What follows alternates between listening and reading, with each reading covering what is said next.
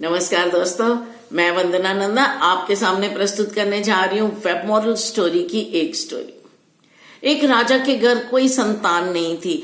ज्योतिषों को दिखाया, पंडितों को दिखाया, लेकिन कुछ फर्क नहीं पड़ा। किसी संतान ने उनके घर जन्म नहीं लिया। एक तांत्रिक मिला, उसने कहा अगर आप किसी एक बच्चे की बलि दे दोगे तो आपके घर अवश्य ही संतान पैदा होगी। राजा ने कहा, सोचा, फिर उसका संतान तो चाहिए और मैं किसी की चोरी करके बलि नहीं दूंगा। उन्होंने शहर में ढिंढोरा पिटवा दिया कि जो अपना बच्चा मुझे बलि के लिए देगा उसको मैं माला माल कर दूंगा। सभी अपने अपने बच्चे अपने अपने घर ले गए, लेकिन एक परिवार में बहुत सारे बच्चे थे। उनका एक बच्चा भगवान में बहुत आस्था रखता था, चुप रहता था, शांत रहता, अपने ध्यान मग्न में अपना कुछ कुछ कभी यहाँ कभी वहां बैठा रहता। उन्होंने बोला ये बच्चा हमारे किसी काम का नहीं है, इसको हम दे देते हैं, माला माल भी हो जाएंगे। उन्होंने वो बच्चा राजा के हवाले कर दिया। पर तांत्रिकों ने बहुत पूजा पाठ किया, तिलक किया, हार पहनाया। बलि का समय आ गया। उसको पूछा गया तुम्हारी आखिरी इच्छा क्या है। राजा ने पूछा बेटा बताओ तुम्हारी आखिरी इच्छा क्या है। उसने बोला मुझे बालू मंगवा दी जाए, रेत। और रेत मंगाई गई। उसने 4 ढेरियां लगाई। एक ढेरी के पास गया, बुदबुदाया और ढेरी को तोड़ दिया।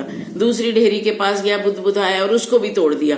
तीसरी को भी तोड़ दिया। चौथी के सामने हाथ जोड़ के खड़ा हो गया, बैठ गया, बोला आप जो चाहे मेरे साथ कर सकते हो, मेरी बलि दे सकते हो। तांत्रिक डर गए। तांत्रिक तो हम है, पर किया क्या इसने। राजा ने पूछा बेटा तुम बताओ पहले किया क्या तुमने। उसने कहा पहली ढेरी मेरे माता पिता की थी, जिनका कर्तव्य है मेरा पालन पोषण करना, उन्होंने मुझे बलि के लिए दे दिया। विश्वास खत्म, उनकी ढेरी टूट गई। रिश्तेदारों की दूसरी ढेरी, उन्होंने मेरे माता पिता को नहीं समझाया, इसलिए उनकी ढेरी भी तोड़ दी। तीसरी ढेरी राजा जी आपकी है, आपका कर्तव्य है प्रजा का पालन करना, प्रजा को जीवन दान देना। आपने मुझे बलि के लिए चुना, इसीलिए आप पे विश्वास भी खत्म, आपकी ढेरी भी तोड़ दी। अब चौथी ढेरी मेरे ईश्वर की है, अब जो मेरे ईश्वर चाहेंगे वही होगा, इसीलिए आप जो चाहे मेरा कर लीजिए।